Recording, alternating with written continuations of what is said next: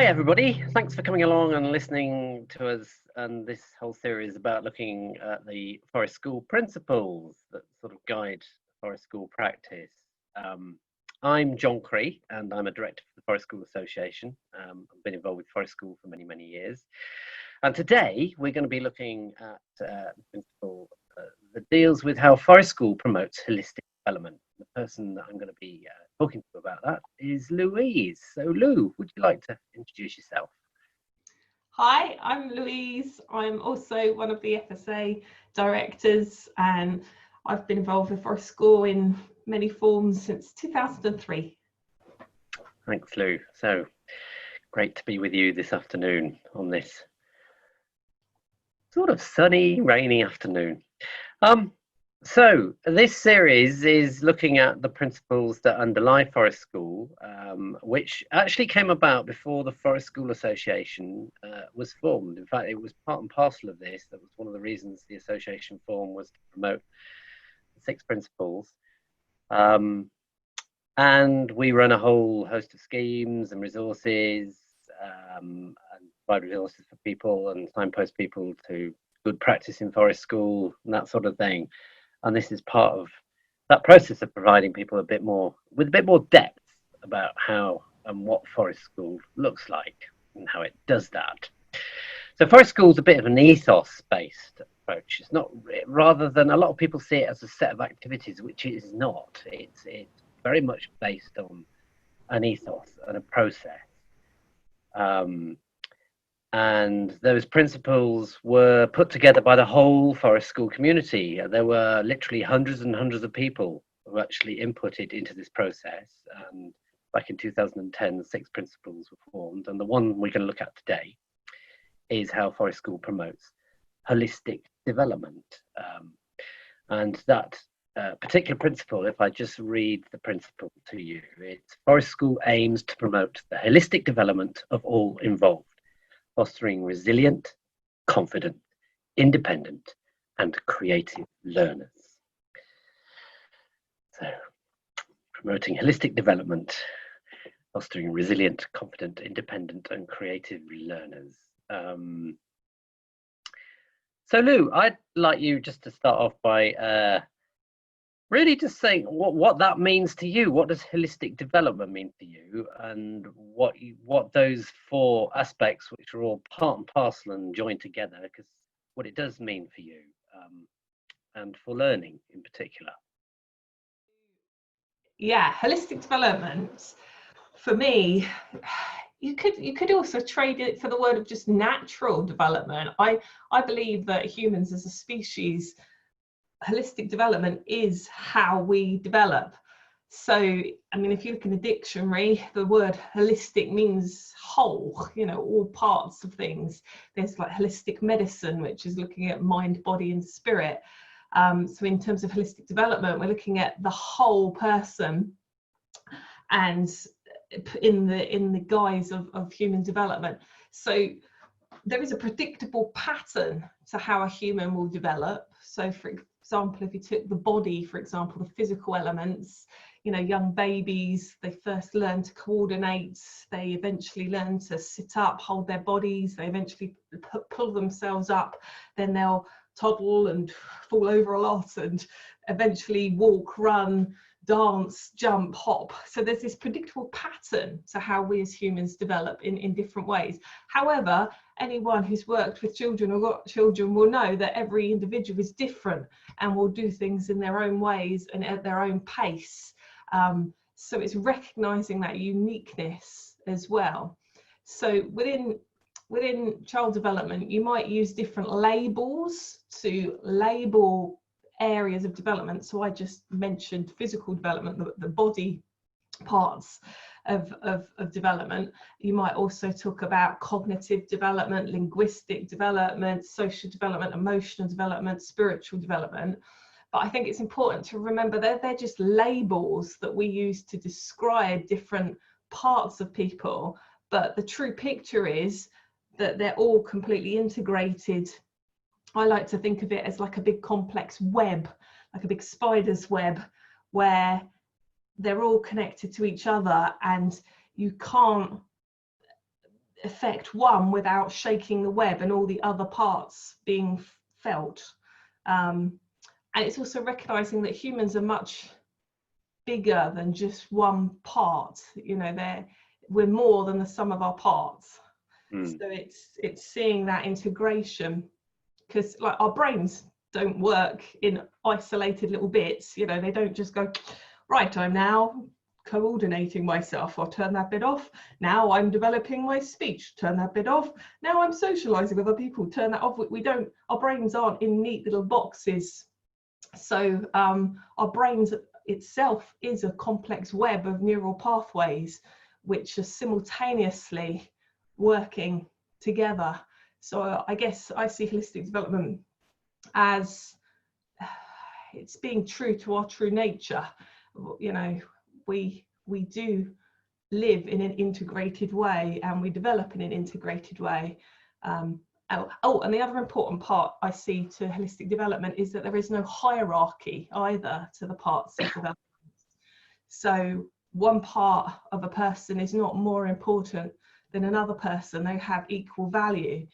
And dare I say it, in the society that we live in a society where there is a hierarchy, and particularly in mainstream education, you do see particularly a hierarchy of subjects, with things like more cognitive subjects like mathematics, or linguistic subjects like English and language being placed as higher value than perhaps some other subjects like the humanities or the arts in particular are often at the bottom of the hierarchy.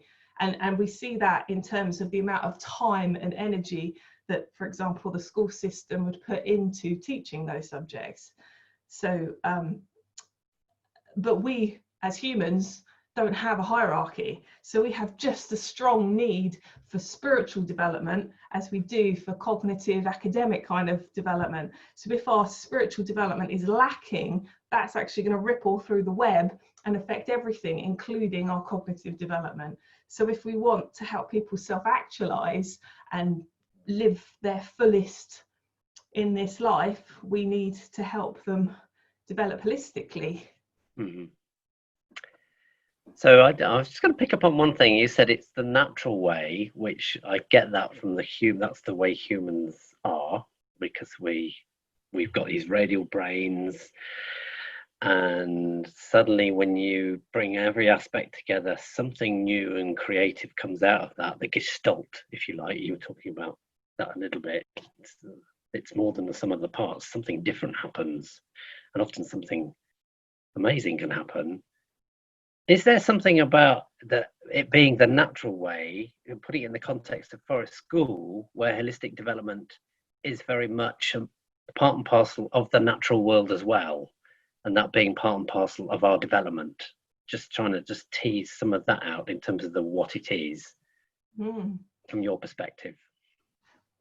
Well, yeah, I'd say absolutely. So I say, as well as holistic development focusing on the individual, it also looks at the individual within the wider context.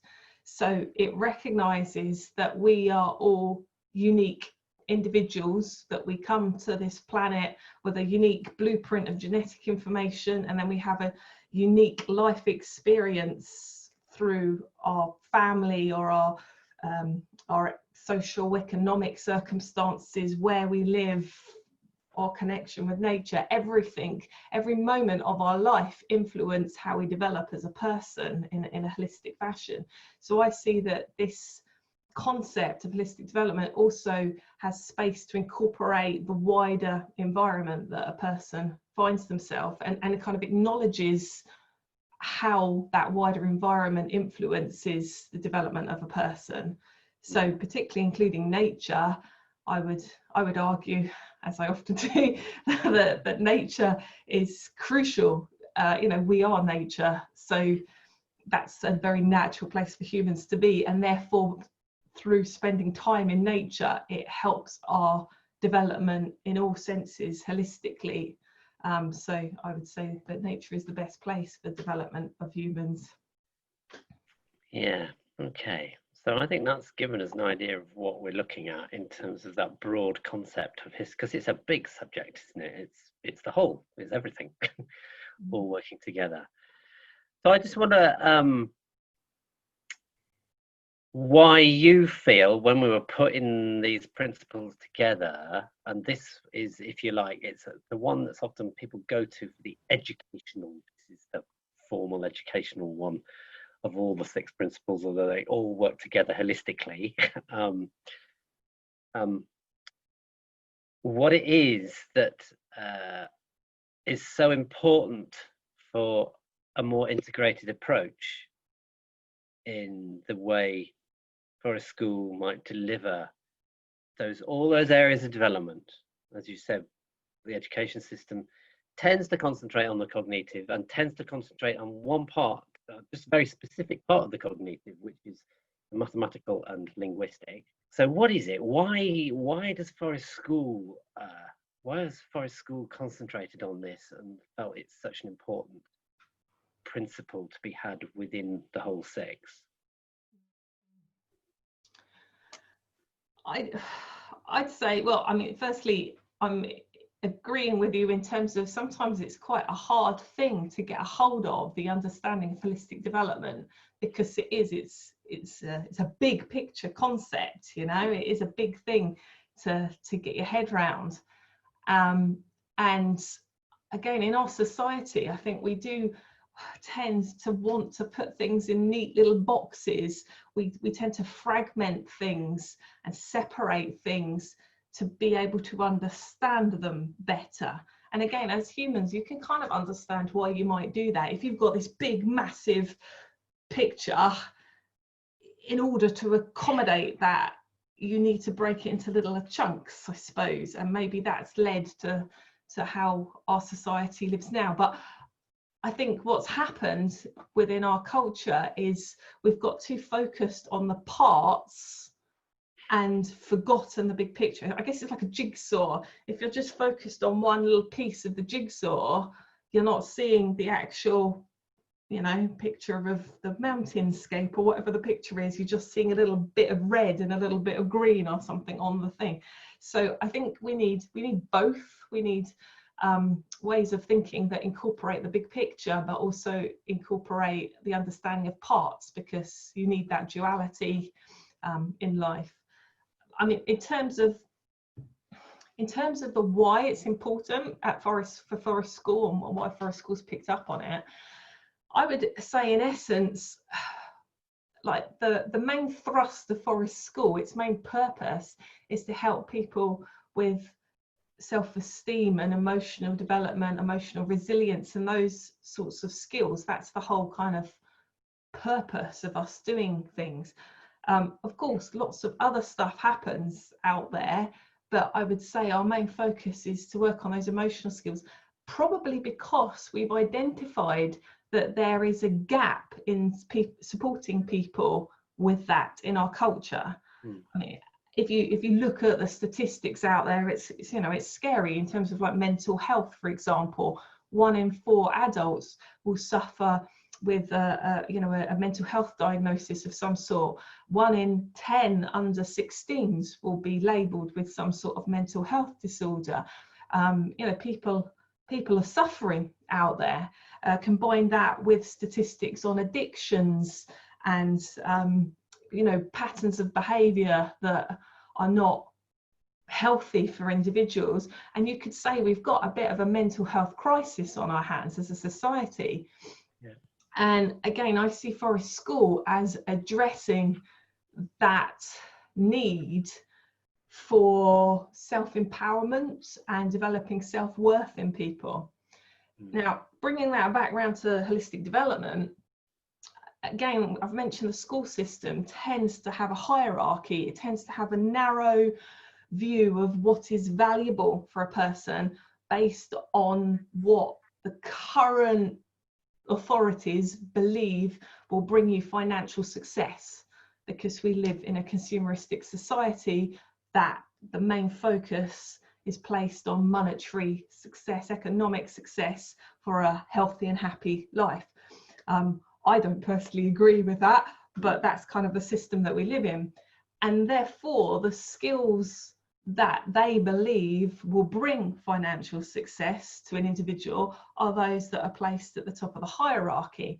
Now, we all know that we're born into this world different, and that we have unique gifts to bring. And, you know, some of us are very musically talented, some of us are very physically talented, dancing and like athletics and things like that. Some of us are very, you know, deep thinkers and philosophizers. We all have different strengths, and we have different weaknesses, and that's brilliant, because, you know, how boring would this world be if we were all just like the same, like a big monoculture?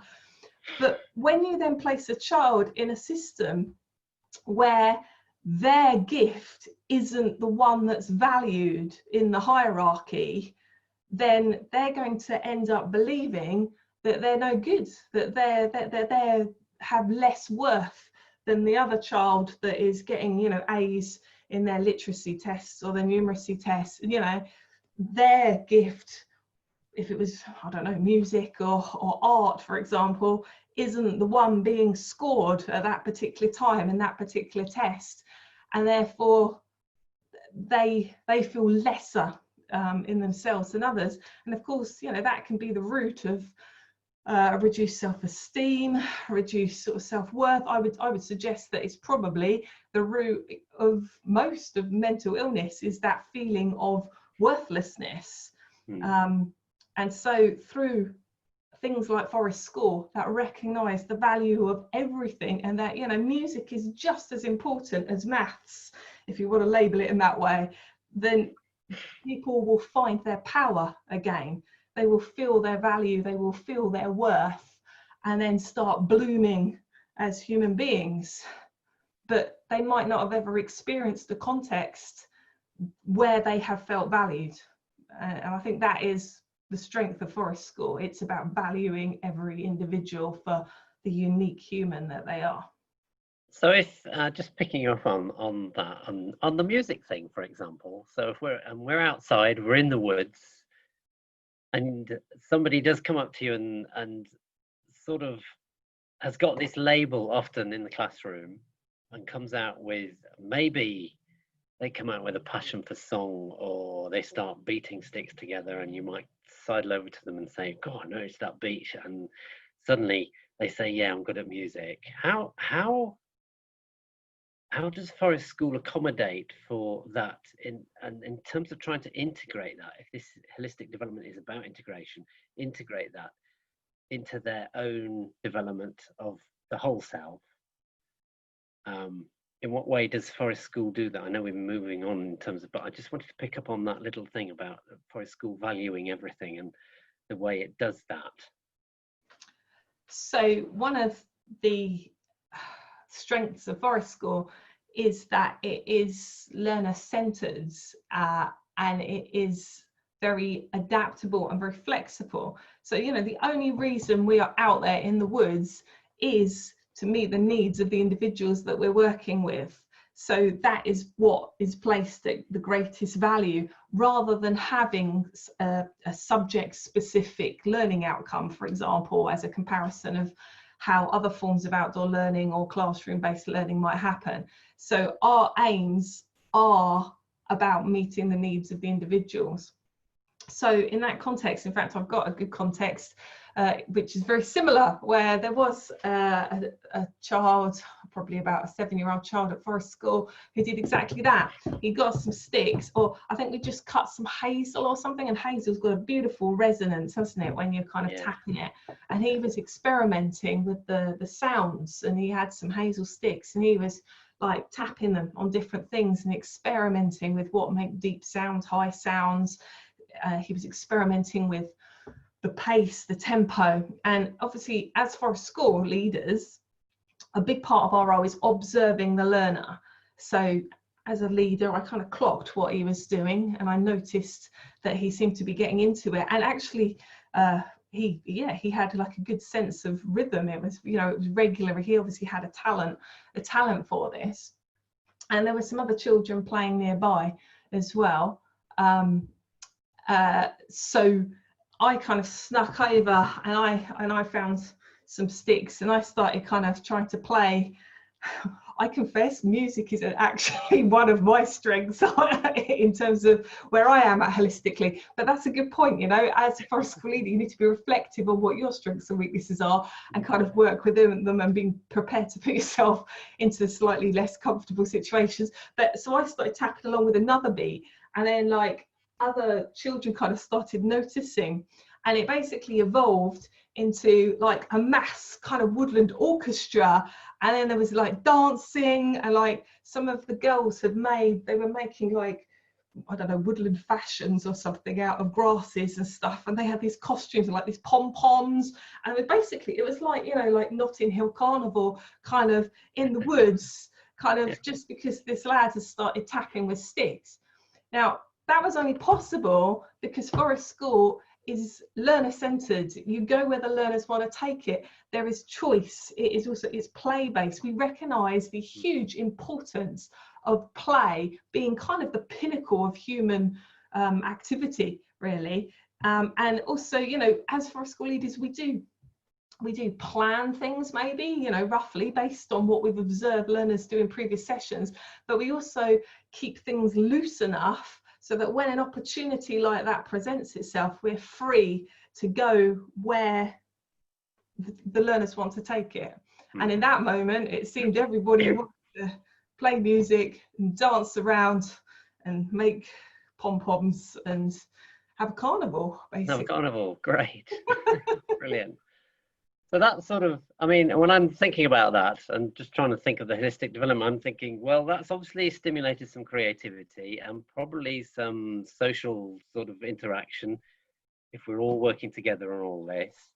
That any other sort of aspects of holistic development, if you like, that just in that little instance that you've shown, that Forest School is actually providing to help develop this all-round individual, if you like, rather than just, because people would probably just look at that and think, oh, great teamwork, and they're obviously talking to each other, so there's some linguistic stuff going on, and obviously they've got this rhythm, so there's some there's that, and there's a lot of creativity happening in that, which is what we tend to do as leaders, isn't it? You just break it down and you see what's happening. Well, it's fulfilling this bit and this bit and this bit and what I think sometimes we miss is that sort of gestalt thing that's happening there. So I just wonder how we bring that out to justify the sort of the why of Forest School, if you like.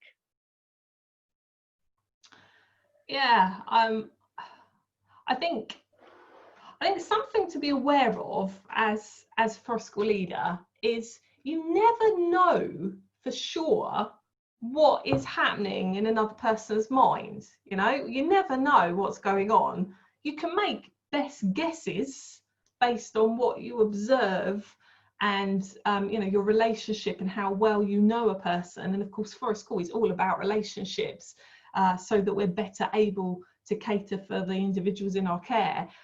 So you can get a bit more accurate with your guesses, I suppose, over time, but you never know for sure what's going on in a human's brain.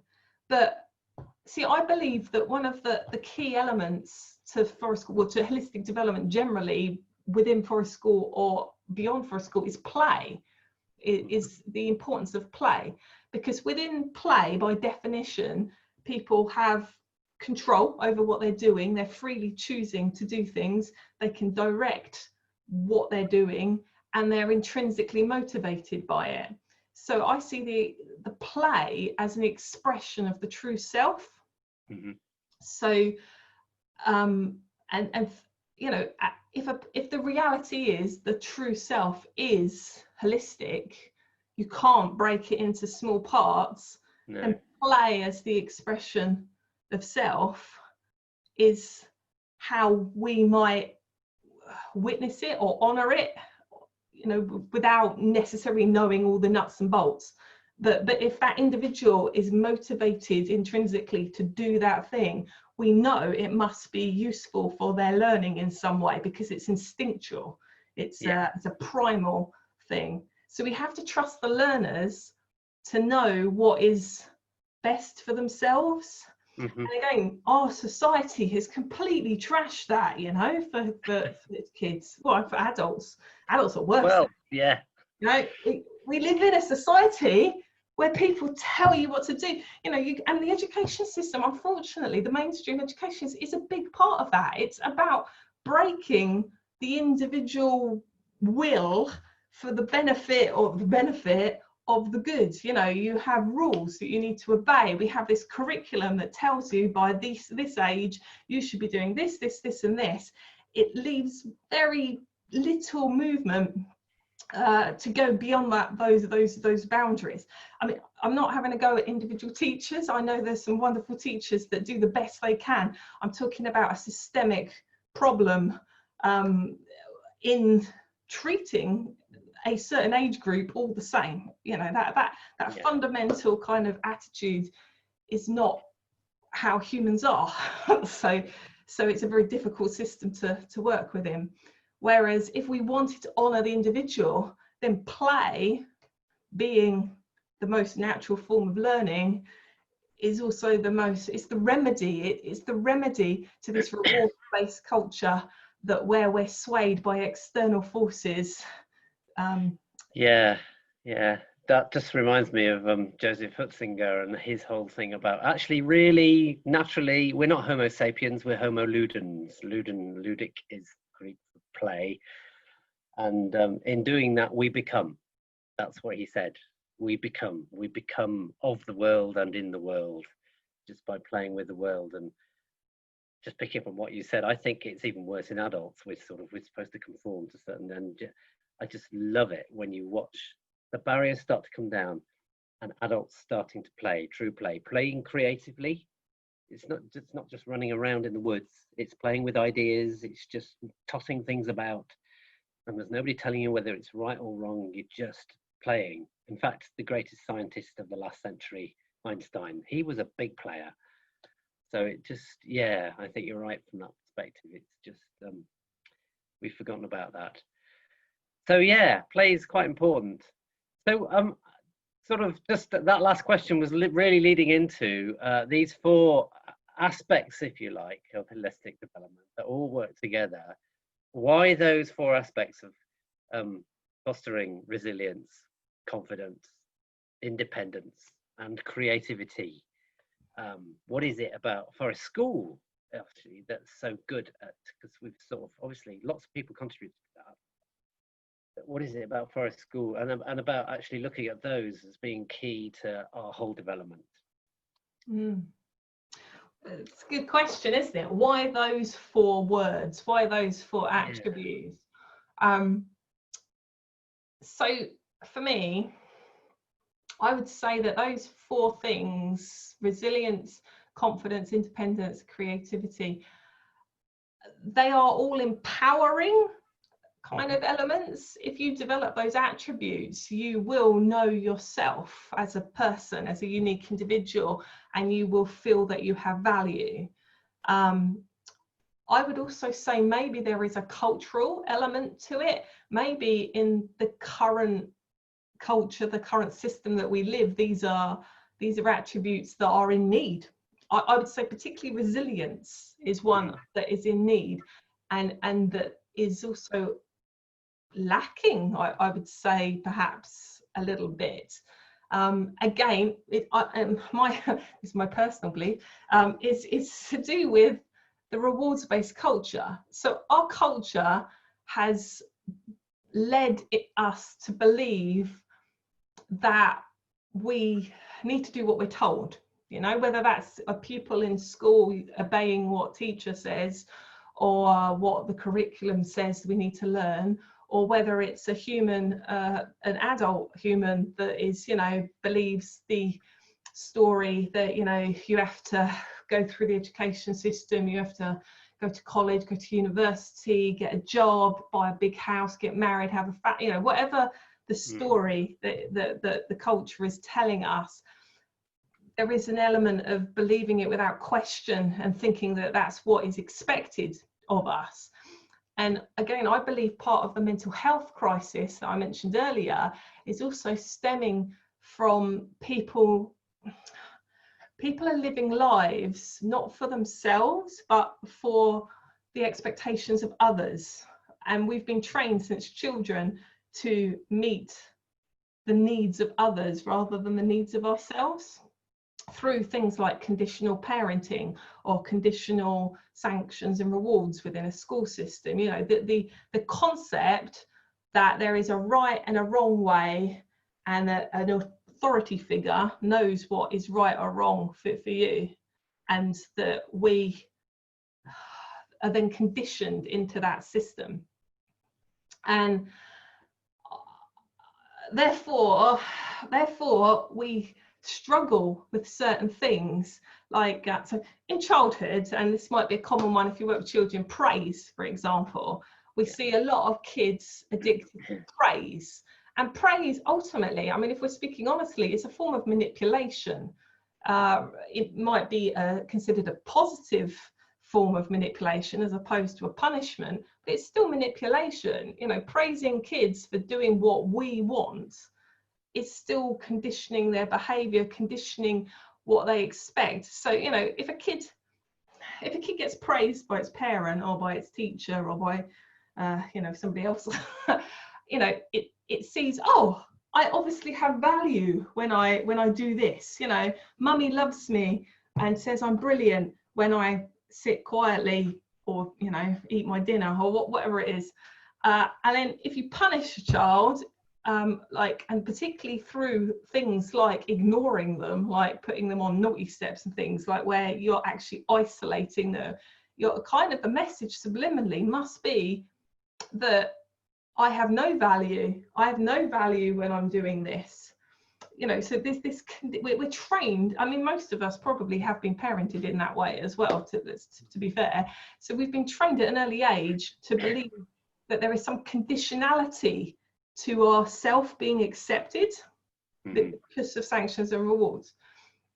And so again, in our culture, that's manifesting as a lack of self-worth, because, you know, nobody's perfect. There's no such thing as perfect. There's this illusion somewhere that's being broadcast, you know, often through highly paid marketing adverts, that there's this illusion of perfection, you know, because I'm worth it. Or, you know, I've got this luxury car and we're all going on holiday and it's all happy family. You know, we've sold this bullshit. We believe it because we've been trained to think in that way, in this conditional way. And that means we look to others to bolster ourselves. So if that's the case, we can never be happy. We can never be happy because we're dependent on others, and what others think of us. So that's where I see like there being a lack of resilience in society, because people are always looking about what others think of them, you know, whether that's physical appearance, what their job is, how much money they earn, their family, you know, anything. They're looking to others. So again, for something like Forest School, where we're looking at holistic development, where we're trying to nurture a sense of self-worth, is going to build that resilience. And that's so important, because if I'm resilient, that means I can cope with failure. I can cope if someone doesn't like me for whatever reason, you know, I'm not going to break down. If I don't get 20 likes on my latest selfie on the thing, I'm not going to go and cry in my room. I'm not going to give a monkeys. So, you know, because I have resilience, because I know who I am and I value myself. So empowering the self, as I see it, is the greatest gift that we can try and support people to develop. Because this world is challenging, to say the least. You can't protect people from it. All we can do is prepare them for it. So things like resilience, things like independence, you know, knowing my own mind, knowing to question things, not just to follow instructions blindly, you know, not to believe everything I read on social media, actually to take information from variable sources, seeing whether it makes sense to me, questioning things, looking for a range of answers, having discussions with people who don't believe the same thing as me so that I get a broad balanced picture. All of that requires resilience, it requires independence, it requires confidence. And then in terms of creativity, yes, that's the fourth one, isn't it? Yeah. Creativity, see, I see creativity as it's not really a thing, it's a state. It's a state of being. In fact, I wonder if creativity and play are almost the same thing. You know, it's a state that people get in. There's a misconception that creativity has to be, you know, the arts or music. It's not, is it? It's a mindset. You can be creative in all different aspects. You know, you can be creative in mathematics, you can be creative in science. Creativity is the process, it's the mindset that we're in, and humans are designed to be natural creators. Yeah, so just picking up on that a little bit, it's just I'm just wondering how Forest School does frame that, because creativity is often associated with the arts rather than actually this creative left thinking, right thinking, this brain that can actually create something new, problem solve through a situation. And my goodness, do we need that at this point in time in the evolution of the human race? So I'm just wondering what it is about being outside that stimulates that, because for me it's the creativity is intrinsically linked with the imagination, and creativity is the manifestation of imagination, being able to imagine a different way of living or whatever it is. So I just wonder how just being outside, why again that one, because that's a key one for me. And obviously many educationalists, particularly some really well thought of, saying actually it's something that's been stamped out of our system.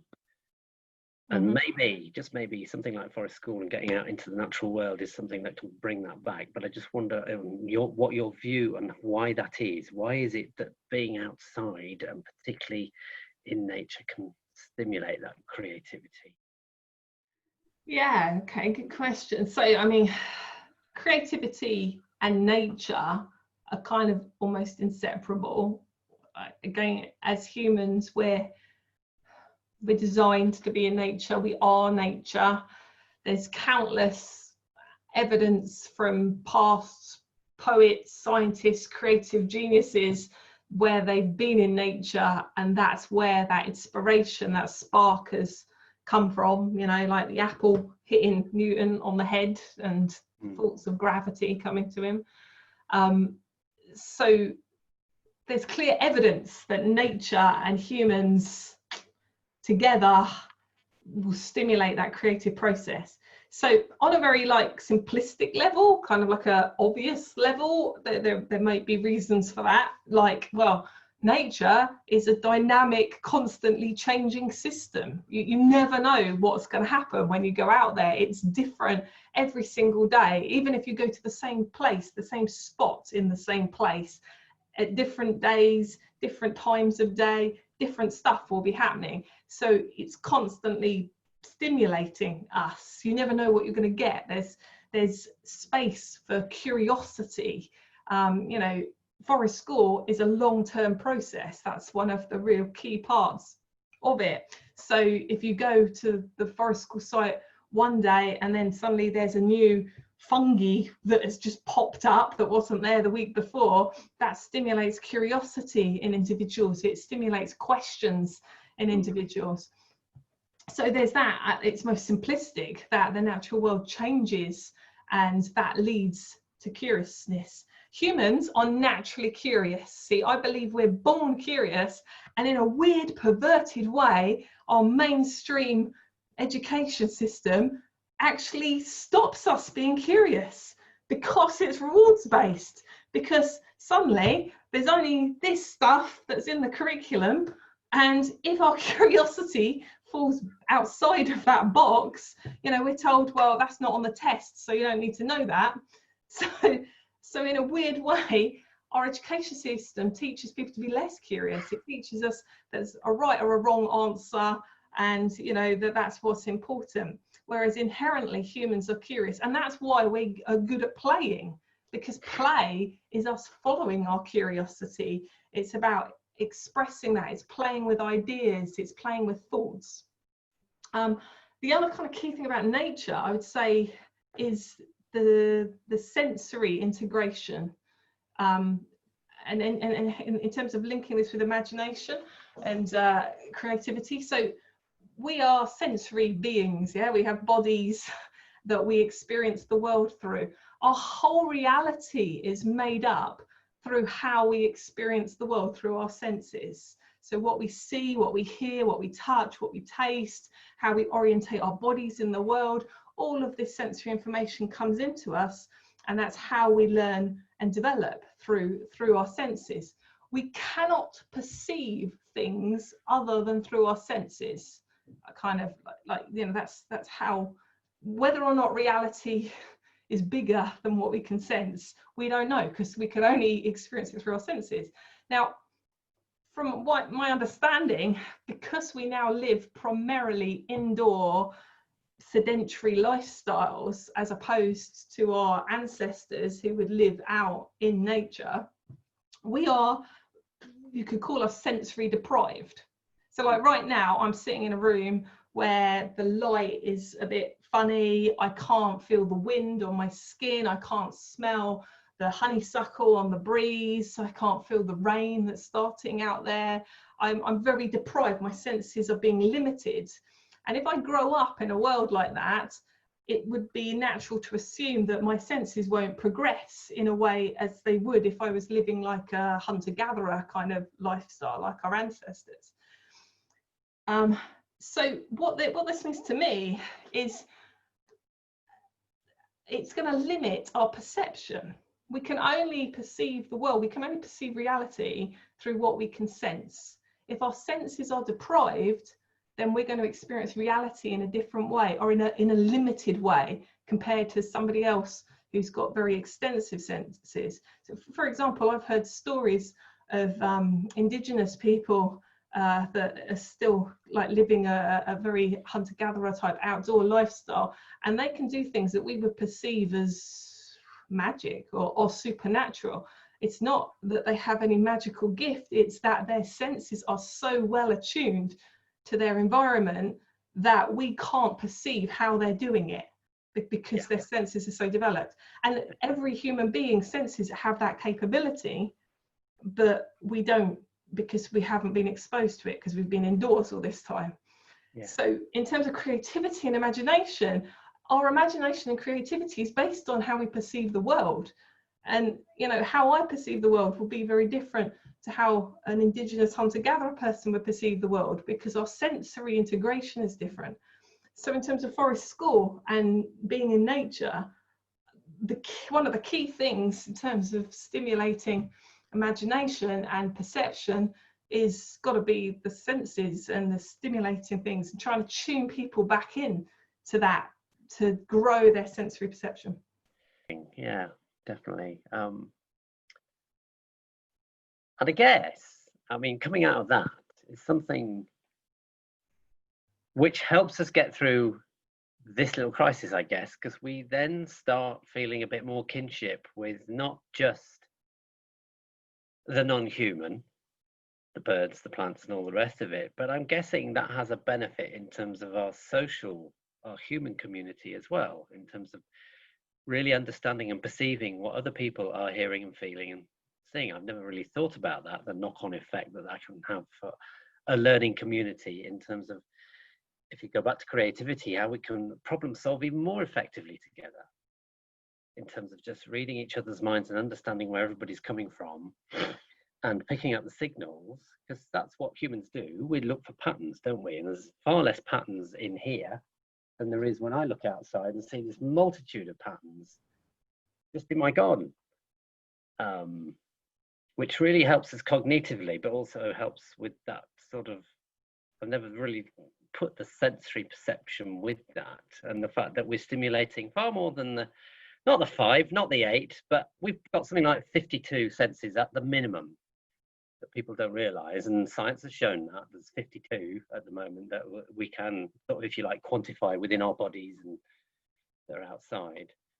And we've always concentrated on these 5, and education tends to concentrate on a couple for the majority of the time.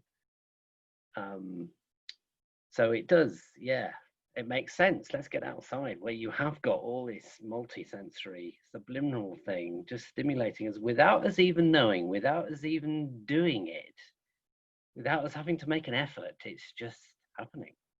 Yeah. Absolutely. It's happening at a holistic level. And like you say, we're primed to notice patterns, whether that's patterns in the environment or patterns in other people. But you can only notice those patterns if your senses are picking up those patterns. Yeah. So the senses are the root of everything. So that not only is it the root of kind of creativity and perception, it's also the root of empathy. It's the root of the social development aspects. Because if I've got well-attuned senses, I'm going to notice the body language, the change in the tone of voice, the slight flush to the cheek when somebody's experiencing an emotional state. So it underpins everything. And again, I can't remember the name of the research, but I read some research that would suggest that humans are losing the ability to read the body language of other humans.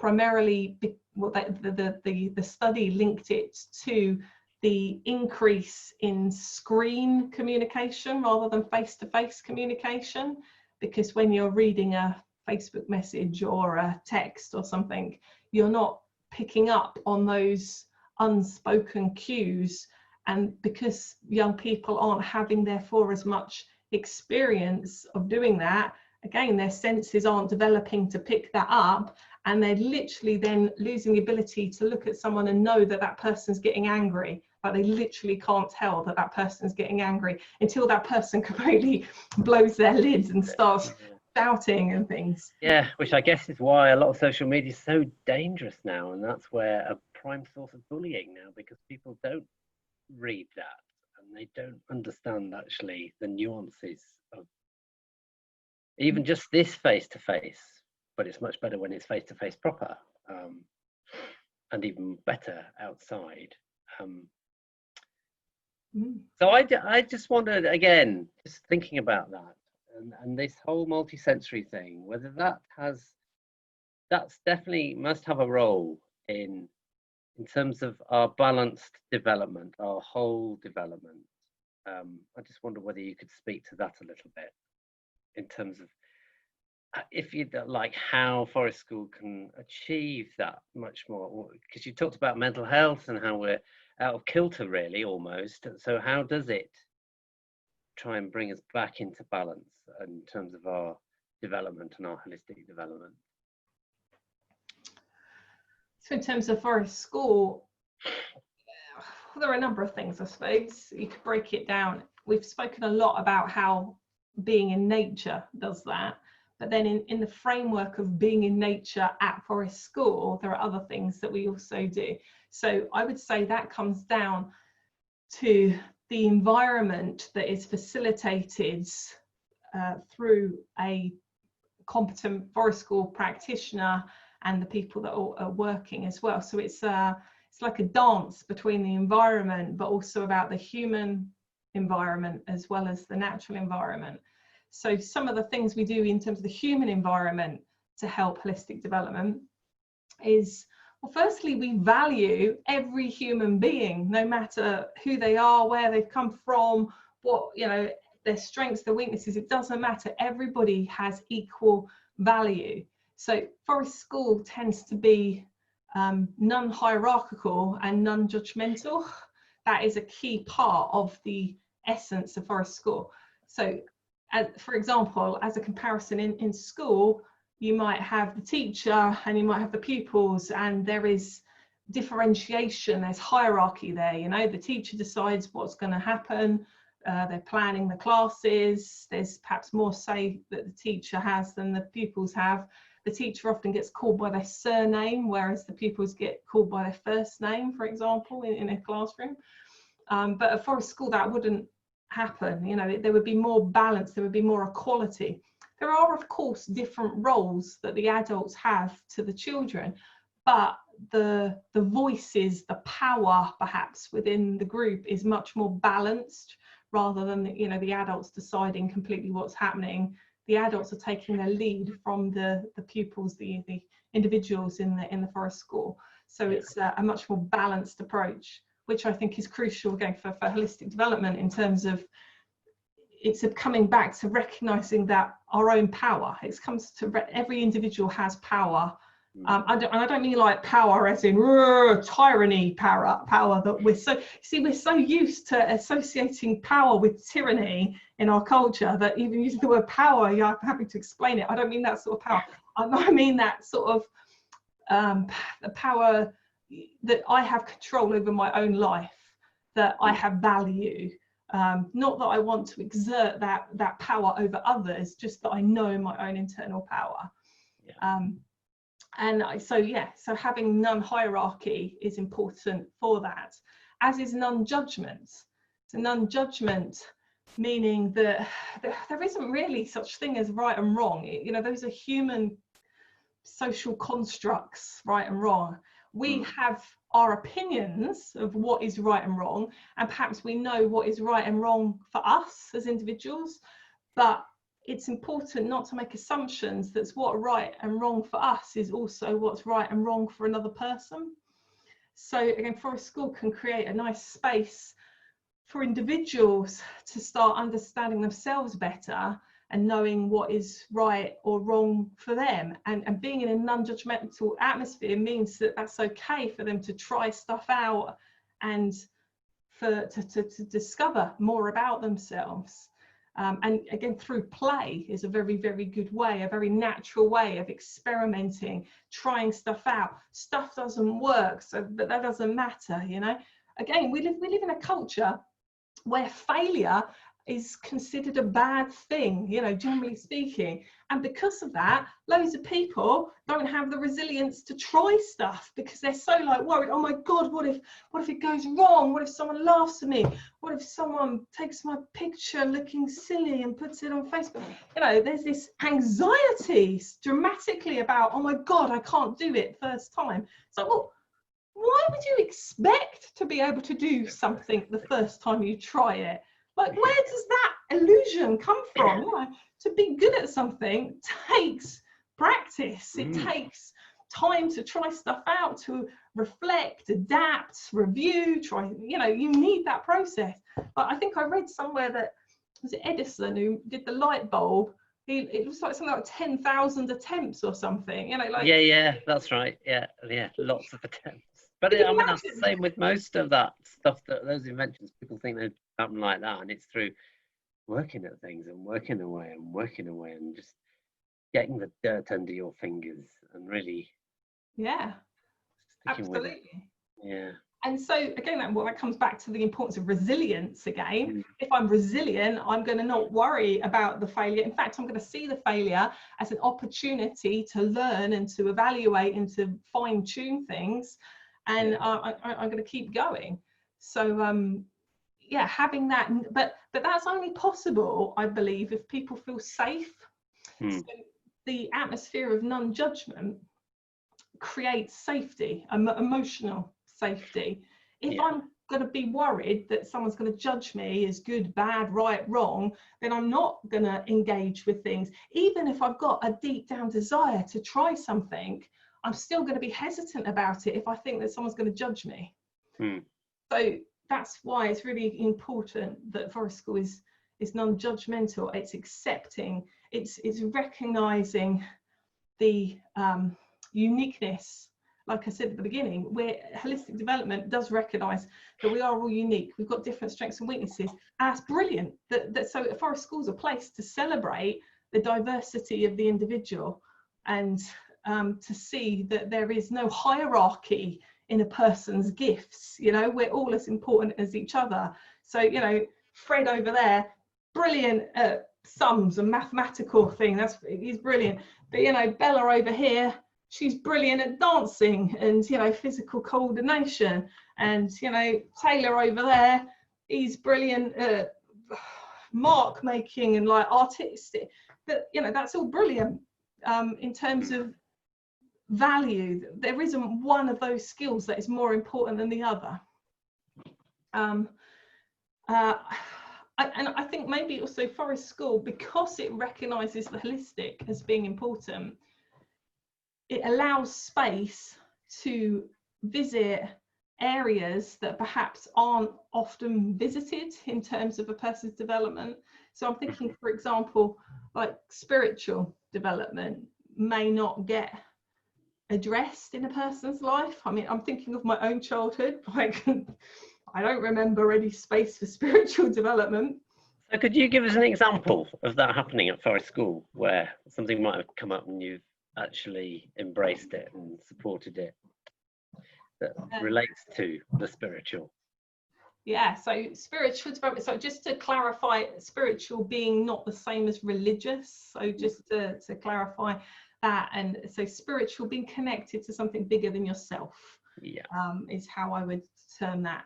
So yeah, I can think of one. So this was a Forest School based in school grounds, and unfortunately there was a bit of a rat problem in the school grounds, and the rat man had been and left some poison bait and stuff.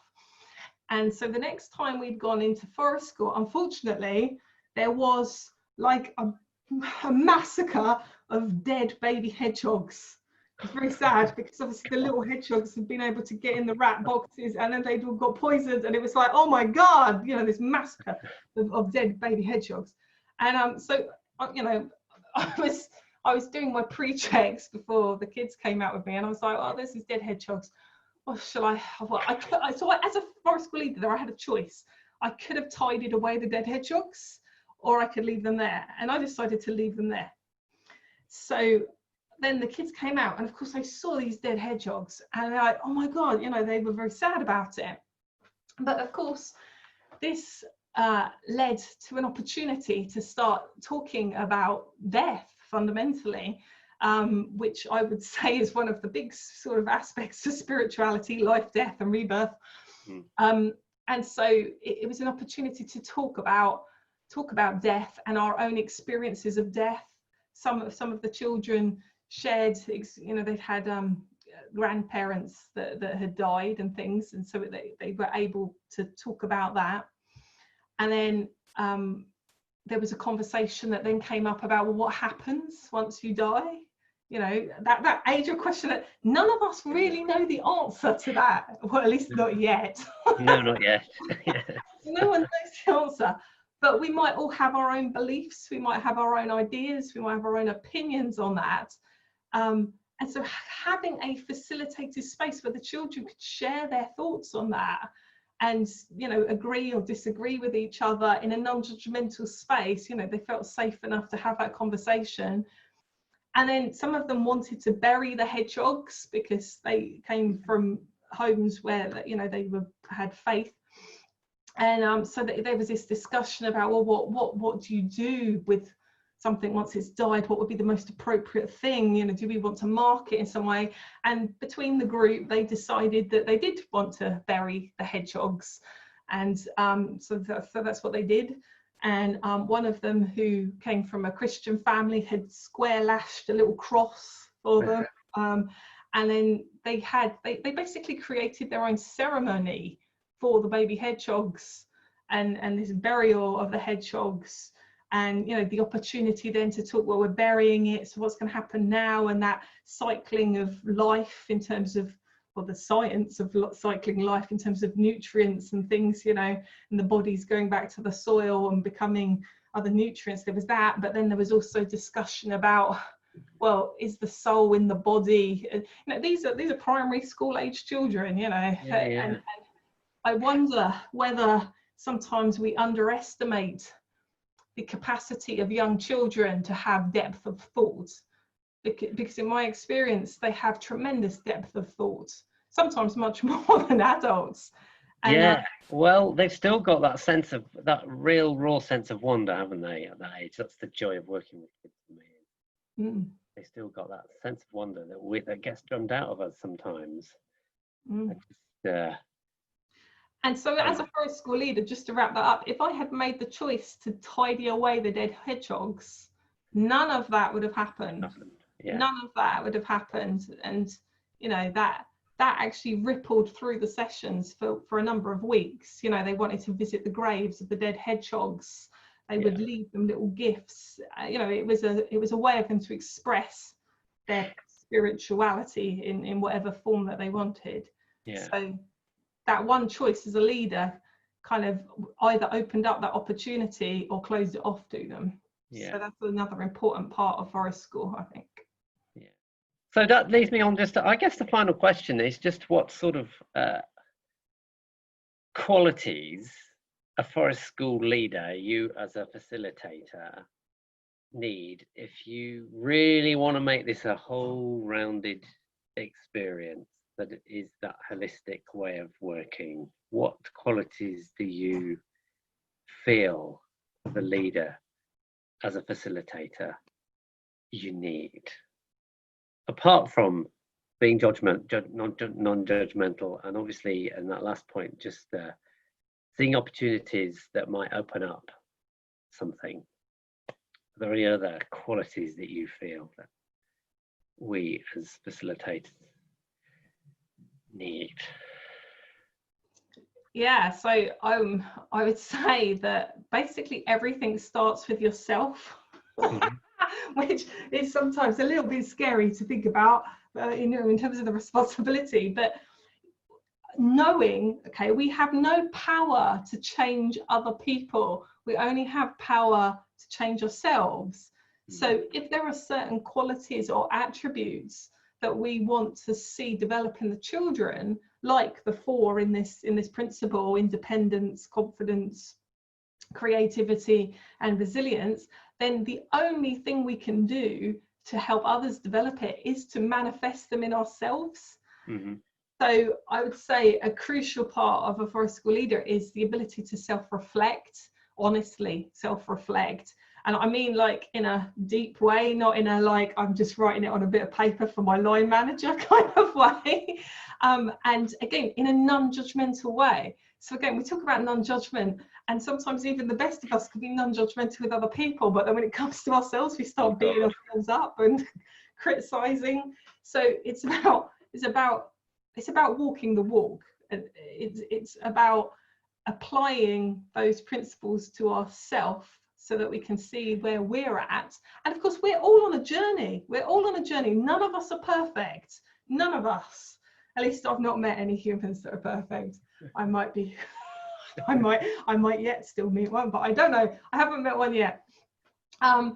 So it's acknowledging that, and in many ways celebrating it. Now, again, how boring would it be if we were all perfect and there was nothing to develop, there was nothing to work on? So see it as a huge benefit, you know, like, yeah, I'm a bit rubbish at music, great, that gives me the opportunity to develop those skills and get better at it.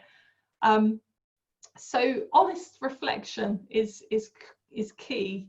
And again, looking at those principles like that are in this principle, that look at your resilience, look at your creativity, look at where you're at yourself, and whether there are things you can do to help open up those attributes within yourself.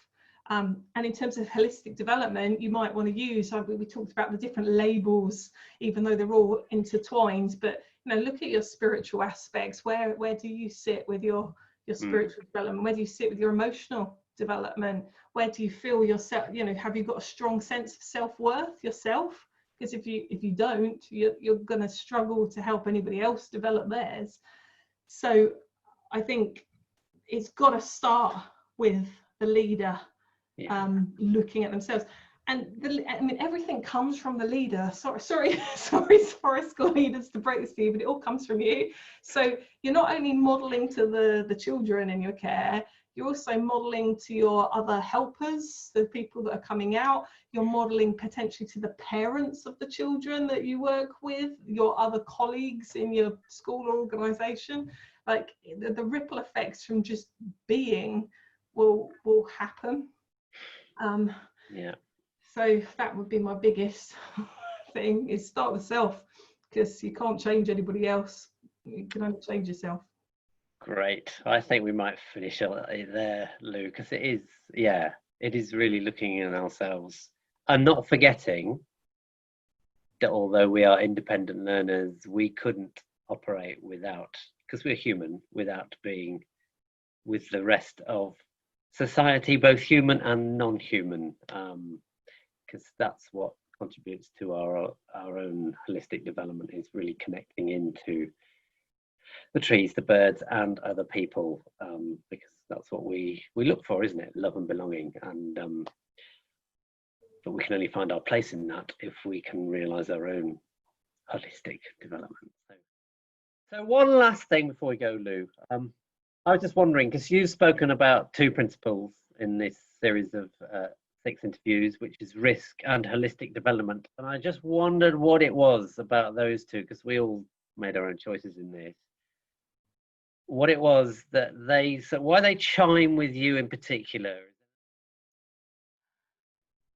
Well, I suppose, okay, so but the two are kind of interlinked in some ways. So risk being more than just taking physical risks, although taking physical risks are important as well, but life is risky business. You know, to live, to put yourself out there, to express your true self is a risky business, because, you know, some people might not like you, some people might disagree with you, because we are all different.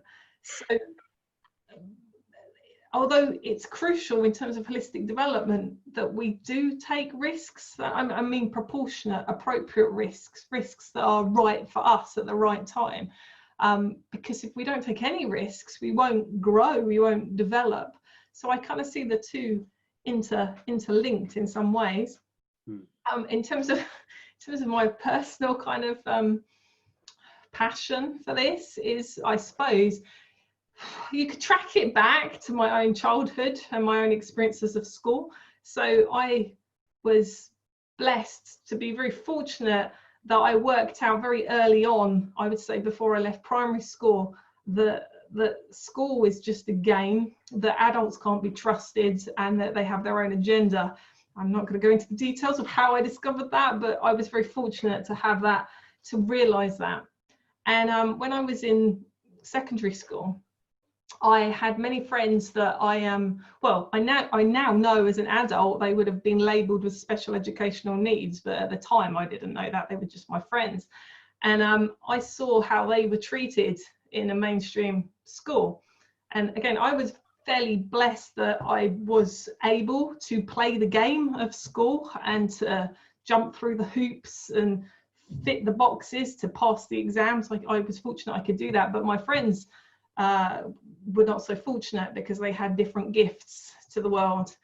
And I remember how they were treated in school, and I remember how that made them feel, and how, you know, they would be crying about that, and how they would come to me for help, and how they weren't getting the support that they needed, and how that affected their mental health. So I suppose I've had first-hand experience as a child of how that feels and what that does to a person in their early stages of life, and what that then means as they grow up into the world.